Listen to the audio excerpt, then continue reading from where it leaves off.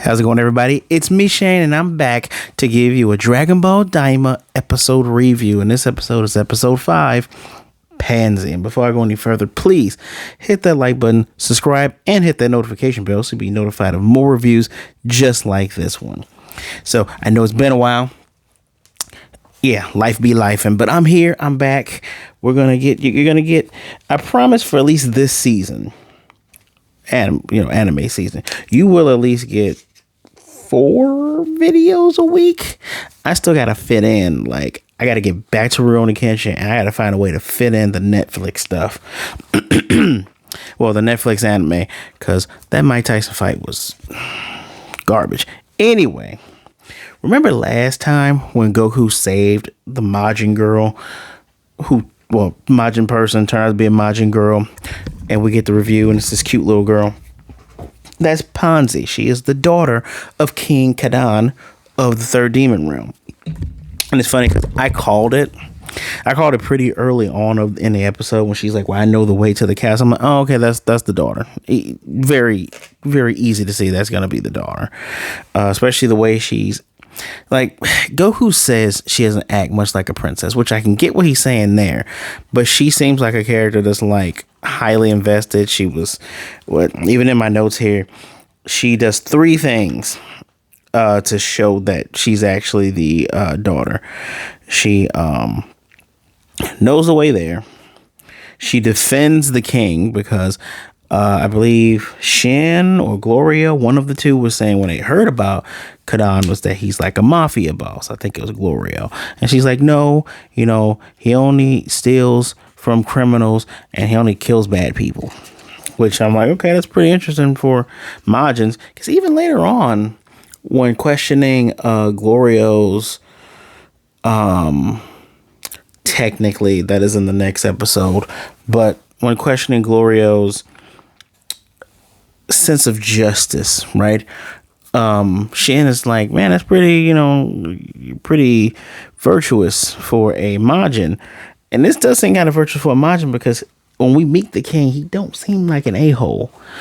And it also makes you question, what about Deborah, right? Before he got the big ass M on his forehead, because Panzy says, while Deborah was bad, Goma is much, much worse. And I guess maybe Deborah wasn't I'm going to put magic collars on people in the lowest world, even though third demon world is the biggest, which is quite interesting that when it's the biggest but the poorest, and they get treated the worst. Yep, art's imitating life again. But yeah, no, her design is adorable. She had a cute little dagger behind her. I wonder why she used those bad bombs instead of just trying to use the dagger.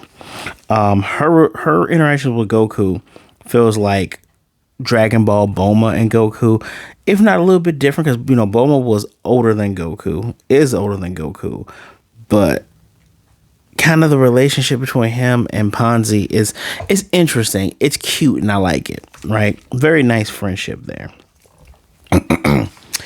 She also, another clue that she was the princess of the whole entire place was that she defended how the castle looked when Goku said, hey, don't look too impressive for a castle. And she's like, that's like the best looking castle in Demon World, Third Demon World. Don't be rude, which is like, don't talk shit about my house.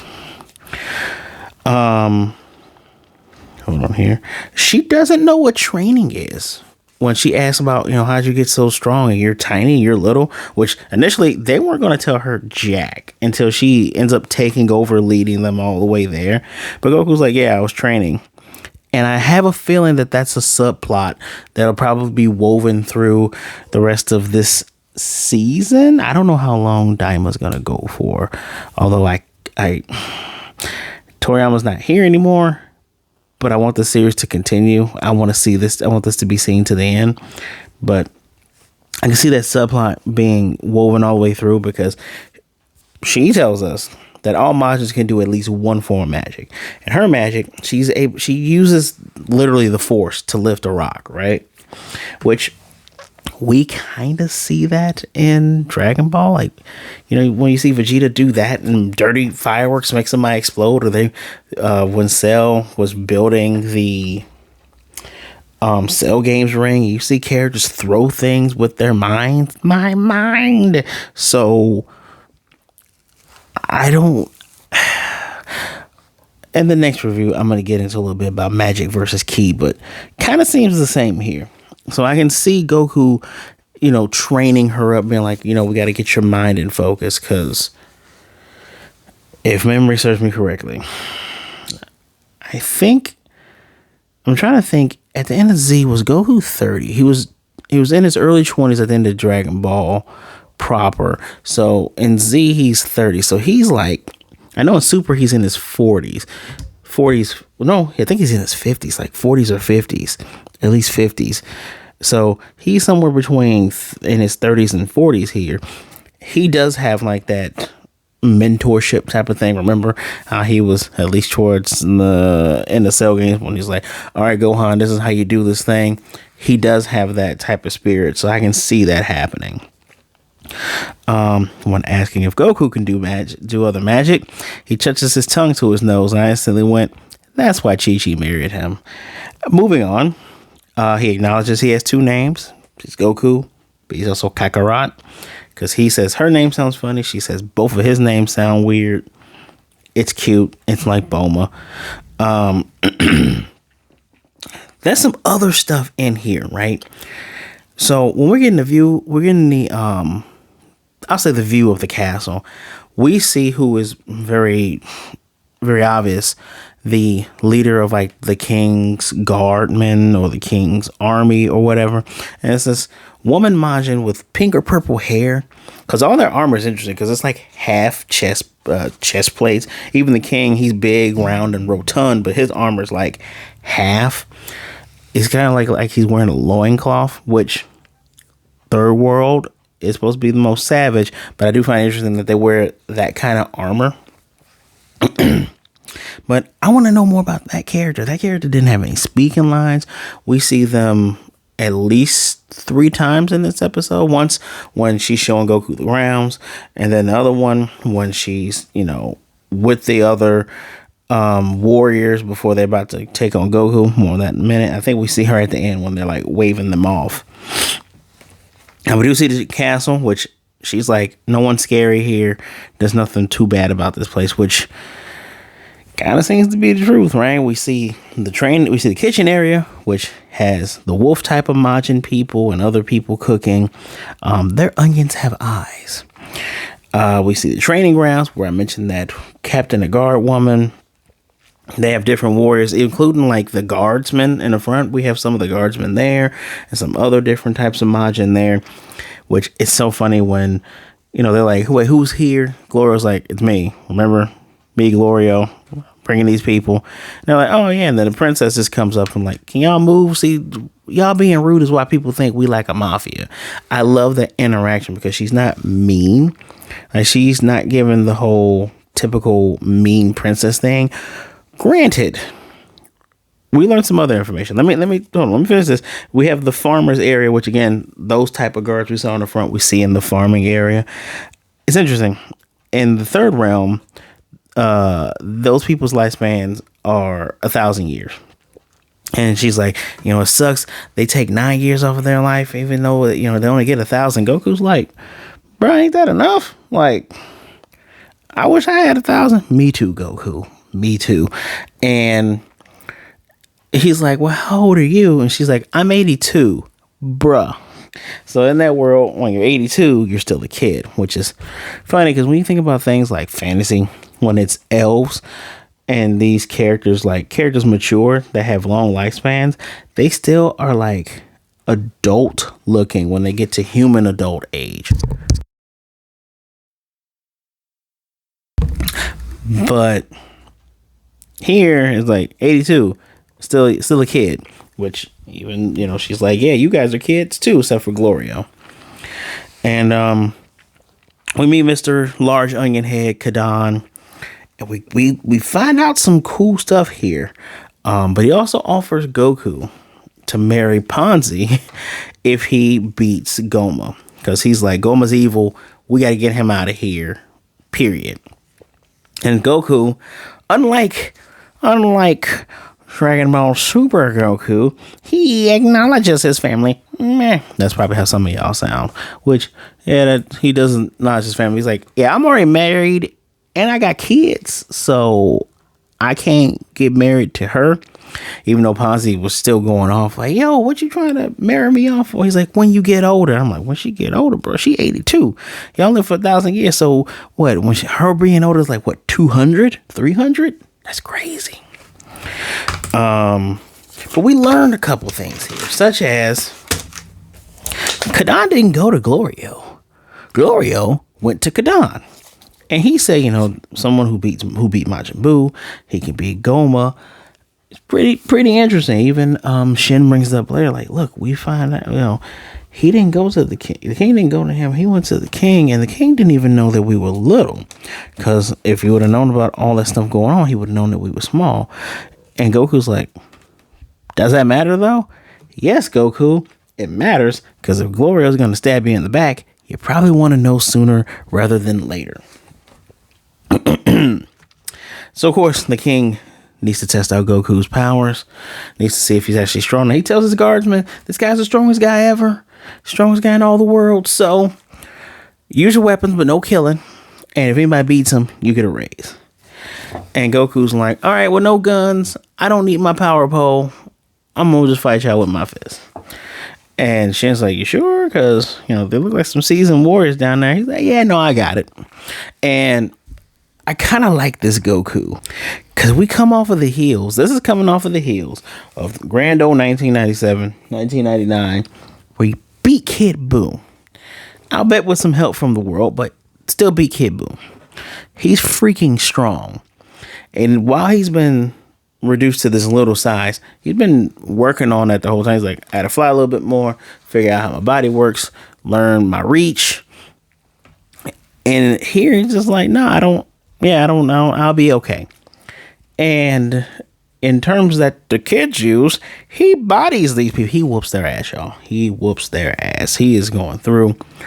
I enjoy the opening song being used while he's fighting. Again, good choreography. This is the best that Dragon Ball has ever looked. Actually, I'm gonna be real with you. The best Dragon Ball's ever looked, outside of the Super Broly movie, the opening scenes of this entire series when they're like recapping the Buu saga, I need a retelling done in that art form. Matter of fact, I said this before. Do the whole damn Dragon Ball Z like that. Pulling it back now. That was fun. And when the guys go, we're going to grab him by the arms. And Goku's like, all right, grab him by the arms. And he turns Super Saiyan. Not all the way, though, because it comes out and then it goes away. And he has the Super Saiyan aura. Very reminiscent of the Ultra Instinct sign. They could have just called that Ultra Instinct. But Ultra Instinct sign when he has the aura around him in Tournament of Power. Another thing interesting to note, that it was exactly 28 years. I had that information last week. Sorry, I've been sick, so I couldn't do this exactly at that time, unless you guys wanted to hear me speak very much lower and sound very hoarse. Although I don't mind speaking like I'm on, news radio. Regardless of such, it was exactly 28 years since he had turned Super Saiyan for the first time in Dragon Ball GT, which he was also in a cheapified form. Though the art here, it's much better than art then. I said what I said. He blows them all away. Even the guy, the guy who was the biggest one that came out with the sword, and he just teleported behind him, just flicked him in the nose. This is Goku. He should be stronger than some no-name soldiers. So it's going to be interesting to see what happens when he actually gets a challenge, which I think that, well, I'll talk a little bit more about that in episode 6, but this was Goku. We get introduced to another new character named Hybis, who apparently does ballet, goes to the salon. I guess it's supposed to be like a lover, not a fighter type of character. We see him in the intro with a little round Boba's head and a little curly Q thing. Is that the intro or the outro? I think it's the outro we see him in. We see him in the outro where, you know, Goku, Vegeta are kind of doing their hair thing. But they're packing up because they got another plane.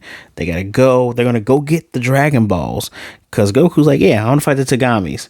And even the king is like, well, dang, I guess he could beat the Tagamis because he beat Majin Buu. If he beat Majin Buu, he can beat these things. All right, cool. Good plan. Do what you got to do. So they get in the plane. They're packing stuff up. A lot of stuff that comes into play later. But Shin brings up, yeah, can you tell our friends where to go? Well, they don't have a code.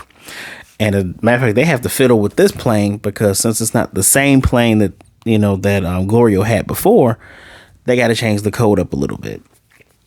And Hebus is going to go and get everybody. Go get the 4 people, which is Bulma, Piccolo, Vegeta, and Kibito from Earth and bring them there. This dude has a dragon radar. It's a dragon radar. Just call it what it is. A dragon radar that he can click. They told him, yeah, Universe 7, Earth. And he's able to pinpoint the lookout. You see the lookout on there. That is cool as hell. So they need to get him a mid-sized plane. So the king tells his guardsmen to go steal it from hold on a second. I know these people and I like having my details correctly. Steal it from the Nymphony gang. Because he needs it to get 4 people and come back. Funny enough, they changed the art style of that. Like, it goes from, like, the normal art style of the show to, like, a funny kind of cartoony kind of thing. It's very cute. It's to show, yeah, this king will do dirty. But it looks like he only does dirty to those who have done dirty. So, less psychopathic Punisher? Me? Digress though. They get in, they about to go. Panzy's coming with them, and the plane begins to crash because they got too much shit on it. All in all, I really like this episode, but I cannot end there. We do get to see what's going on with Dende because Goku brings up, we got to go get Dende, y'all. Dende is being read a story to by, I guess, a nanny nurse lady. Talks about Cerberus. Obviously, in Japan, they can't say Cerberus. They say Kerberos because of language. Kerberos and red ogres and blah, blah, blah, blah. And then they's in like a cradle. And you get Goma coming by saying, hey, do with much more emotion and do some funny voices. We gotta treat this guy right because he wants Dende to make new Dragon Balls for the Demon Realm. And in my mind, I'm going, this dumbass doesn't realize that he has shrunk all of them, but they all still have their minds. And Dende is probably lying in wait and being patient. Because I can't see Dende, because although when they kidnapped him, he was kind of like goo goo gaga a little bit, kind of like, eh. But in my mind, I'm like, well, everybody else don't have the mind. Even Trunks and Goten, who were nine, and they became babies, they were still like, yeah, bro, I can talk to you, you can talk to me.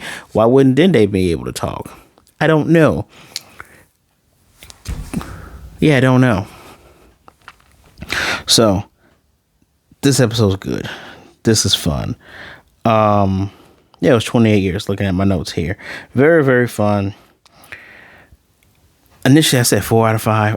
I want to give this a 5 out of 5 just because of that milestone as well. But this, why is this so good? I never asked for this. And when I first saw the chibi stuff, I'm like, why are we doing GT again? And this is actually really good. I look forward to watching this show. I want this show to continue and have a proper ending. That is insane. So I'm going to, because this is completely biased. Technically, it should be a 4 out of 5, but it was really good with the fights. It's a 5 out of 5. The lowest you can go is 4.5. I'm going to give it a 5. This is fun. This is good. Das good. But let me know what you think in the comment section down below. Do not forget to hit that like button, subscribe, and hit the notification bell to be notified of more things like this. And I got a Patreon, guys. Trying to do bigger and better things, trying to upgrade and update. So anything you choose to give on that Patreon link that is also in the description below will be very much appreciated. Please be good, be blessed. Wash those hands, drink some water, be safe. All right. Be good to yourselves, be good to others. Either way it goes, don't be a jerk. And remember, there are people out there that care about you. The holidays can be kind of rough.